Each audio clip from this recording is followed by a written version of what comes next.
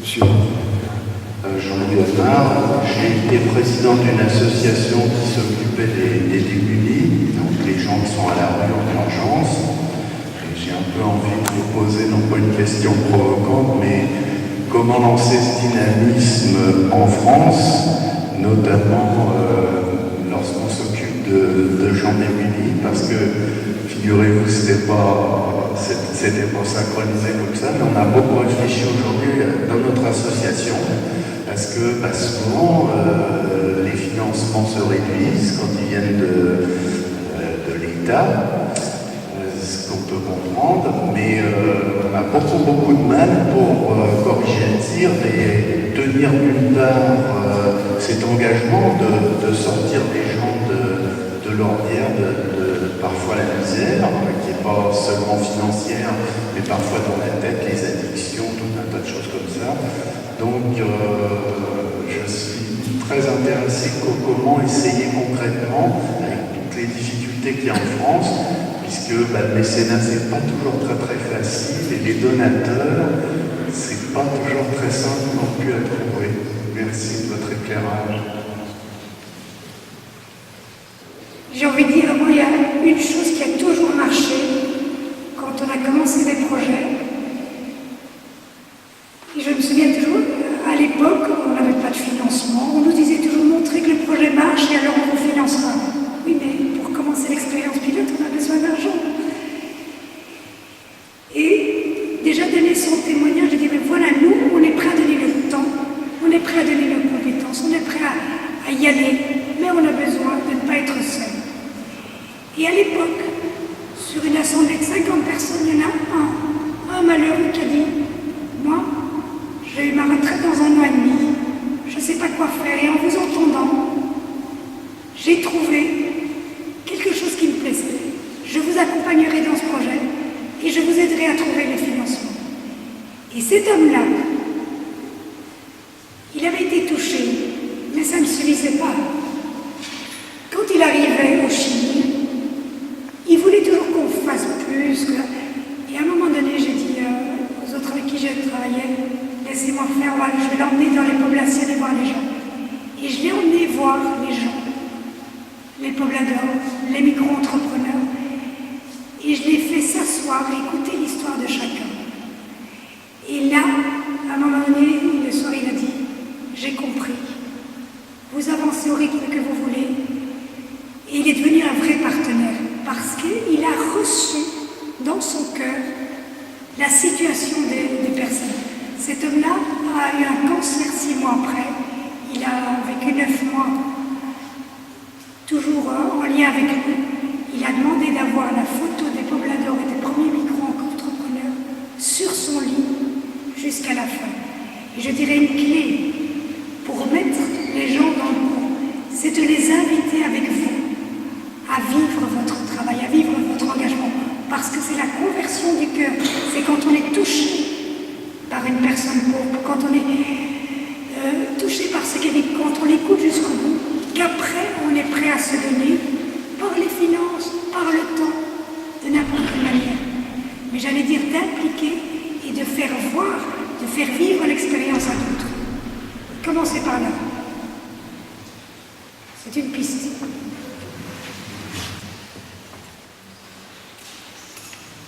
Excusez-moi, mais je trouve que ce système que vous décrivez se rapproche plus dans nos pays occidentaux, le système du 19e et de la fin du 19e, avec une économie des marais. Mais actuellement, où notre économie est à une étape complètement différente, je ne sais pas comment un tel système, parce que notre économie est quand même basée sur la production plus industrielle, avec une valeur ajoutée plus importante. Oui, et des besoins, des désirs différents. Et comment on pourrait réorienter notre économie actuelle, qui quand même n'a pas grand-chose à voir avec celle que vous décrivez un peu. Tout à fait, et en même temps, j'ai envie de dire, en même temps qu'on a développé des bonnes choses, je crois qu'on a tué quelque chose d'important qui est l'esprit d'entreprise. Et personnellement, personnellement, alors excusez-moi, mais c'est politiquement pas très correct, mais je trouve que chez nous et en France particulièrement, les mesures passives, les indemnisations, tout ce qu'on a mis en place, qui étaient des bonnes choses en soi au point de départ, mais ça a parfois mis un assistanat qui a tué l'esprit d'entreprise, qui a tué aussi l'envie de créer et d'avancer. Et je sais que Yunus est vraiment très virulent par rapport à ça. Il a des programmes pour les mendiants en disant tendre la main, ça ne va pas dans le sens de la dignité. Il a fait des programmes pour que les mendiants deviennent des vendeurs. Et 60% des mendiants, non seulement sont devenus des vendeurs, mais sont devenus des commerçants après. Et je dirais, quelque part chez nous, je crois qu'on a développé, on a sûrement acquis des compétences et des valeurs ajoutées et je vais dire un développement économique de produits plus sophistiqués dans certains domaines, bien qu'il y ait des délocalisations ailleurs et tout. Mais je crois qu'une chose à laquelle on doit revenir de l'école, et ça commence à l'école primaire, c'est redonner le goût de l'entreprise, redonner le goût de la création, redonner le goût de l'audace, du risque. Et souvent les jeunes me disent, mais vous avez vécu 6 années en Asie, 5 en Amérique du Sud, le reste en Europe et ailleurs, où on est le plus heureux? Qui sont les gens les plus heureux? Eh bien les gens les plus heureux sont ni les riches, ni les pauvres, ni les grands, ni les petits, ni les maigres, les plus heureux, c'est ceux qui ont des étoiles dans les yeux, parce qu'ils ont pris les moyens de leur rêve, ils ont pris les moyens d'aller là où leur cœur les menait, et ça peut être dans l'entreprise, ça peut être dans la création, ça peut être dans un engagement, mais ils ont des étoiles dans les yeux parce qu'ils ont été audacieux. Et moi je dirais, dans notre système, ce qui nous manque peut-être le plus, c'est l'audace, une scène qui nous fait aller de l'avant, et ça c'est notre foi qui la donne. Parce qu'on se sait aimer de Dieu, on sait qu'il veut notre bonheur et donc on y va. Je reprendrai peut-être la question de monsieur, parce que vous avez répondu quand même sur un parti. Et est-ce que, à votre avis, le modèle des entreprises que vous proposez doit être juxtaposé aux grosses entreprises qui existent, avec l'idée qu'il y aura, c'est un petit peu là-dessus que vous avez terminé, une contamination? Vous disiez à la fin que les entreprises qui n'auraient pas reconnu leur responsabilité sociale d'entreprise, qui ne donneraient pas le moyen d'inventer, le moyen de créer à leurs employés, ces entreprises ne passeraient pas le cap. Vous disiez, on se reverra dans 10 ans. Est-ce que, pour répondre, votre réponse à monsieur serait, en favorisant ce type de petites entreprises, on va contaminer les grosses, on va rendre invivable, d'une certaine manière, la vie dans ces entreprises, de telle manière qu'elles auront à changer elles-mêmes de l'intérieur. Est-ce que ce serait ça votre réponse Moi je dirais qu'il faut les deux. Il faut à la fois adapter des structures pour ces entreprises de social business, par exemple, c'est vraiment une entreprise au service d'une cause sociale. Et puis dans les grandes entreprises, je crois aussi beaucoup au changement intérieur. On peut changer les choses de l'intérieur. Et ça, c'est un esprit qu'on insuffle. Et une entreprise, même grande, si elle a à sa tête quelqu'un qui a des convictions, quelqu'un qui est bien planté et qui veut les mettre en œuvre, moi je suis sûre qu'il y a moyen. Et on peut changer les choses à l'intérieur du système ou en créant des structures nouvelles. Il y en a besoin des deux. Je veux dire, on a besoin de tout. Et aujourd'hui, je crois que un pays comme la France, avec son savoir-faire, peut vraiment faire la différence si elle ose justement s'embarquer, mais je dirais à pieds joints, dans tous ces changements qui prennent d'autres ressorts que les ressorts habituels. Et donc ces ressorts de l'empathie, ces ressorts aussi par exemple toutes des choses tout ça. Mais demandez dans une usine, ceux qui sont en bas et qui sont soi-disant des exécutants, qu'est-ce qu'ils voient comme moyen pour améliorer la production, pour améliorer le cadre de vie, pour créer des choses nouvelles? Moi, j'ai entendu des expériences dans des entreprises. je vous dis, les trésors qui sortent quand on met les gens en situation d'être acteurs de l'avenir de l'entreprise. De dire, mais toi, on parle du développement durable, on parle de la responsabilité sociale des entreprises, que toutes les personnes dans l'entreprise, on leur demande leur avis. Toi, qu'est-ce que tu ferais? Toi qui travailles sur une machine, toi qui fais ça, toi qui fais ça. Et à ce moment-là, il y a une dynamique qui est créée et qui fait que les choses peuvent changer. Marianne, j'aurais souhaité une définition du pauvre. Pour moi, celui qui travaille en entreprise, il n'est pas pauvre. Après, et puis, comment dire, je connais un petit peu les jardins de Cocagne, et quand tu parlais de la réinsertion, moi je ne suis pas tout à fait d'accord avec le mot réinsertion. Il faudrait aussi qu'on parle de ce que ça veut dire ce mot. Les gens passent au jardin de Cocagne, ils travaillent, mais après, il n'y a pas forcément de réinsertion. Sûrement, oui, il y a sûrement un taux d'échec important ou d'un taux même de passage. Non, mais c'est évident qu'il n'y a pas 100% de choses qui marchent, mais je crois quand même que ce sont des lieux où, pour une période donnée, les gens se sentent bien et vivent quelque chose des contraintes d'un cadre de travail. Et je dirais, c'est ça qu'il faut retenir dans l'extérieur, et je dirais la définition du pauvre. Je ne peux pas donner une définition du pauvre parce que... Alors bien sûr, il y a des critères économiques, moins tant d'euros, mais je crois que, d'abord, comme je disais, c'est une notion relative. Et en plus de ça, c'est Yunus qui dit ça, la personne pauvre, quelque part en toute personne, il y a un trésor. Maintenant, qu'est-ce qu'on va mettre en œuvre, nous, pour que ce soit le trésor qui se montre à l'extérieur et pas qui reste enfoui toute sa vie? Mais la définition de la pauvreté, où il y a des statistiques qui disent si on mettait le critère en dessous du seuil d'âge. C'était pas ce registre-là. Moi j'avais la notion de la dépendance de l'autre. C'était ça que je voulais entendre. Mais voilà. C'était juste cette notion-là que j'avais en tête. Alors moi je dirais autre chose, c'est que aider les gens à être autonomes. L'autonomie, je dirais, une personne qui va vers son autonomie est une personne qui grandit.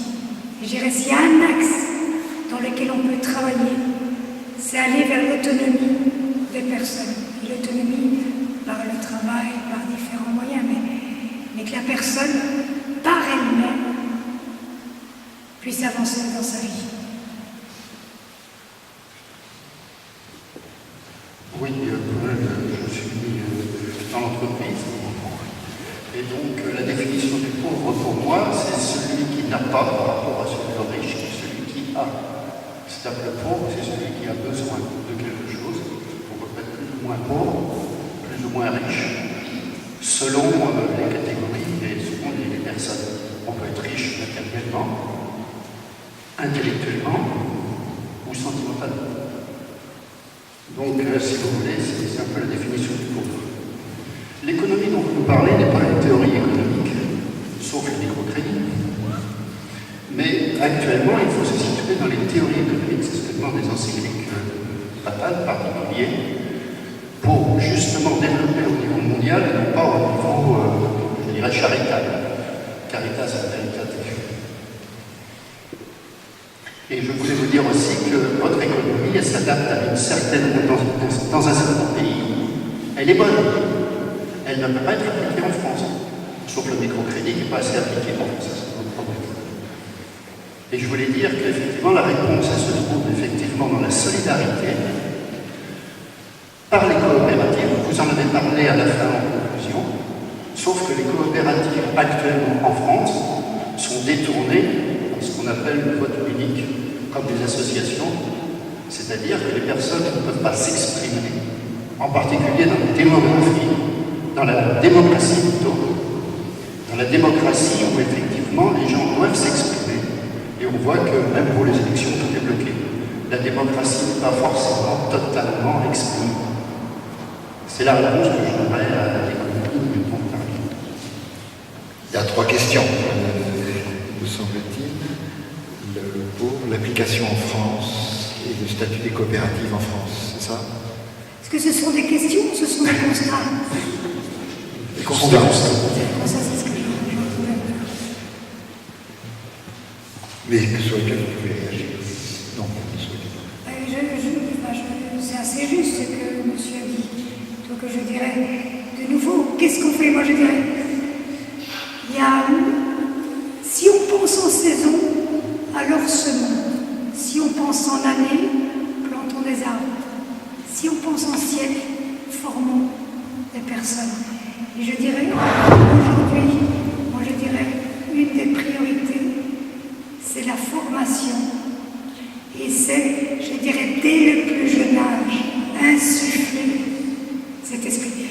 Vous savez que à Choca, tout ce mouvement d'entrepreneurs, les jeunes qui ont, avant l'âge de 18 ans, ont une expérience de création, je dirais même pas d'entreprise, mais d'une initiative qui a marché, ce sont ceux qui après créent des entreprises.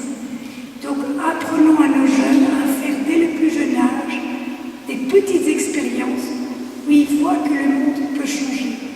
Ils voient qu'ils ont un pouvoir, qu'ils peuvent, en se mettant avec d'autres, changer les choses. Et à partir de là, j'allais dire, développer toute une pédagogie pour que, quand on a réussi des petites choses, après on est prêt, on gagne encore confiance en soi et on en entreprend des plus grandes. Et moi je dirais, s'il y a une priorité, c'est celle de la formation.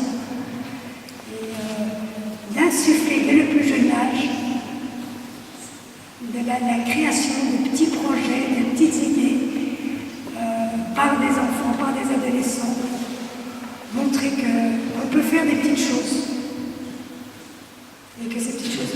Je vais terminer par une question, c'est-à-dire la question qui est différente de ce que vous proposez, c'est-à-dire est-ce que l'humain a quelque chose à voir avec l'économie ou est-ce que simplement ce sont deux notions complètement différentes?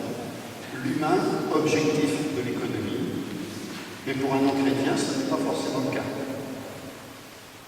Est-ce qu'on peut relier les deux, comme vous l'avez fait, de manière un peu plus, je dirais, neutre, puisque en fait l'économie en soi tourne d'elle-même sans forcément d'objectif humain? Je pense que le système économique a une logique, j'allais dire, c'est un peu comme le couteau du boucher, c'est un outil tranchant. Alors s'il est bien utilisé, il permet des belles choses. S'il est mal utilisé, c'est la catastrophe. Je dirais, le système économique, comme l'argent, c'est pas bon ni mauvais, ce sont des outils. Et donc, je dirais justement, l'humain n'est pas dedans. Et tout notre travail, et tout, je dirais, tout notre défi, c'est de réconcilier ces mondes-là. C'est de remettre ensemble. Et c'est pour ça que la doctrine de l'Église, en insufflant un humanisme intégral et solidaire, donne une réponse. Et ce qui est étonnant, c'est que quand on insuffle cet humanisme intégral et solidaire, on remet les choses dans l'ordre. Les choses redeviennent une finance au service de l'économie, d'une économie réelle qui permet aux personnes de créer, de se développer et dans le bon sens. De manière, tout l'homme